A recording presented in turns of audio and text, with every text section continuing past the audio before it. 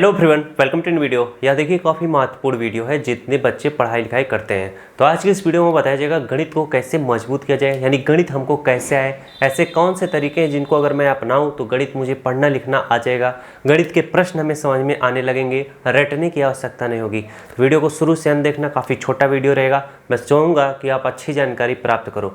इसके साथ ही साथ आप अन्य सब्जेक्ट को भी कैसे पढ़ पाओ, कैसे मजबूत पढ़ पाओ, सारी चीज़ें बताऊँगा। तो देखिए, अगर गणित आपको नहीं आता है, एकदम से नहीं आता है तो कोई बात नहीं है। आप गणित का जो बेसिक पार्ट होते हैं उन सबको पढ़ो। जैसे ये सारे क्या हैं, बेसिक पॉइंट्स हैं। ये सब धीरे धीरे आप सीखो। जैसे कोई चीज़ एकदम से नहीं आ जाती, उसको आप क्या करोगे, धीरे धीरे लगाओगे। बात समझ में आया?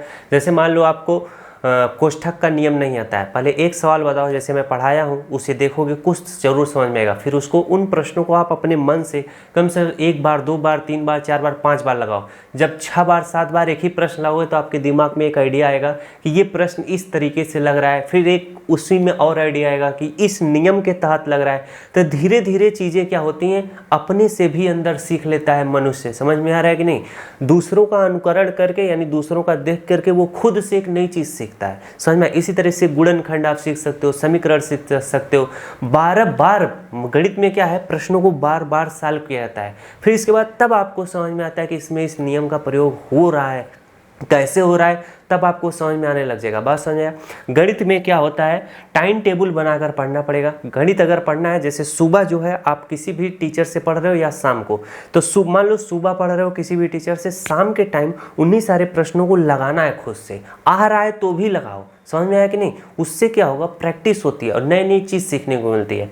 और एक टाइम स्टडी, दूसरे टाइम रिवीजन, जो अभी मैंने बताया। सुबह अगर पढ़ रहे हो तो शाम को रिवीजन, शाम को अगर पढ़ रहे हो तो सुबह रिवीजन करना है। इसके बाद प्रश्नों को बार बार सॉल्व करना है। जितने भी टाइप के प्रश्न आप पढ़ रहे हो, चाहे वह मैथ के हो चाहे अन्य कोई सब्जेक्ट पढ़ रहे हो, प्रश्नों को सॉल्व करना है, लिख लिख कर पढ़ना है। गणित के नियमों और सूत्रों को याद रखना। गणित के नियम जो है, जैसे आप 1 से लेकर 5 तक हो तो आपको पहाड़ा आना चाहिए।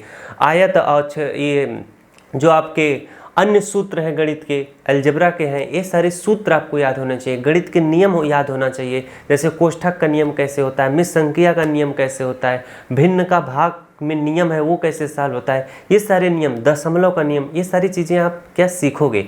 जब आप थोड़ा और जाओगे, 6 से 10 तक के जो बच्चे हैं, वो आपका ट्रिग्नोमेट्री के सूत्र याद होने चाहिए। पहाड़ा तो एकदम से अच्छे से याद होना चाहिए। ये सारे जितने भी सूत्र हैं, चक्रवृद्धि ब्याज के सूत्र, प्रतिशत के सूत्र, ये सब कुछ आपको याद करते रहना है। अब एक ही दिन में तो याद नहीं होगा, धीरे धीरे आप क्या करोगे, एक एक करके पढ़ोगे, फिर वो रिवीजन करोगे तो याद हो जाएगा। लेकिन डेली, जब डेली पढ़ोगे, कब, जब टाइम टेबल बना लोगे तब। इसी तरह से हर एक सब्जेक्ट में क्या होता है, जैसे मान लो इंग्लिश है, सबसे पहले आप रीडिंग करना सीखो, फिर इसके बाद उसके अर्थ को समझो, वर्ड मीनिंग सीखो, तब वो भी आ जाएगा। सेम हर एक सब्जेक्ट में यही नियम अपनाना, तब आप एकदम अच्छे से क्या बन पाओगे कि हाँ, हमें ये सब्जेक्ट, फला सब्जेक्ट समझ में आने लग गया है।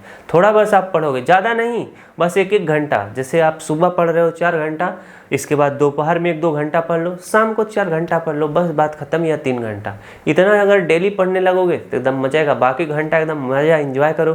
तो ये देखिए, बहुत ही इंपॉर्टेंट चीज़ बताऊँ, समझ में आएगा कि नहीं? अगर आप डेली करने लग जाओगे तो काफ़ी गणित मजबूत बन जाए।